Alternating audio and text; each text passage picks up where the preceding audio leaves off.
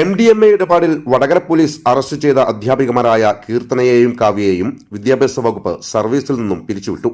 പേരാമ്പ്ര BRCയിലെ താൽക്കാലിക ജീവനക്കാരാണ് ഇരുവരും.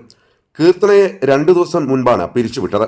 രണ്ടാമത്തെ പ്രതിയായ കാവ്യയെ പിരിച്ചുവിട്ടുകൊണ്ടുള്ള ഉത്തരവ് ഇന്ന് രാവിലെയോടെയാണ് പുറത്തിറങ്ങിയത്. സംസ്ഥാനത്ത് തന്നെ ഒന്നടങ്കം ഞെട്ടിച്ച സംഭവത്തിലാണ് അധ്യാപികമാർക്കെതിരെ കർശന നടപടികളുമായി വിദ്യാഭ്യാസ വകുപ്പ് രംഗത്തെത്തിയത്. പേരാമ്പ്ര BRC കീഴിലെ കായിക അധ്യാപികയായ കീർത്തനയും ഓട്ടിസം ബാധിച്ച കുട്ടികൾക്കുള്ള സ്പെഷ്യൽ അധ്യാപികയായ കാവ്യയുമാണ് കേസിൽ പിടിയിലായത്. നേരത്തെ കൃത്യസമയത്ത് സ്കൂളിൽ എത്തുന്നില്ല എന്ന പരാതിയിൽ കീർത്തനയ്ക്കെതിരെ വകുപ്പുതല നടപടി ഉണ്ടായിരുന്നു. എന്നാൽ ലഹരി സംഘങ്ങളുമായുള്ള സാമ്പത്തിക ഇടപാടുകളും ലഹരി വിതരണത്തിലെ പങ്കും പുറത്തു വന്നതോടെയാണ് ഇരുവർക്കുമെതിരെ ശക്തമായ നടപടിയെടുക്കുവാൻ തീരുമാനിച്ചത്.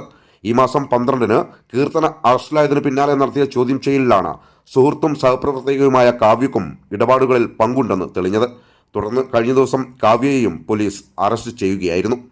ലഹരി വാങ്ങുന്നവരിൽ നിന്ന് QR കോഡ് വഴി സ്വന്തം അക്കൗണ്ടിലേക്ക് പണം സ്വീകരിക്കുക, തുടർന്ന് ലഹരി ഒളിപ്പിച്ചു വച്ച സ്ഥലങ്ങളുടെ ലൊക്കേഷൻ ഗൂഗിൾ മാപ്പ് വഴി ആവശ്യക്കാർക്ക് അയച്ചു കൊടുക്കുക എന്നതായിരുന്നു ഇവരുടെ പ്രധാന രീതി.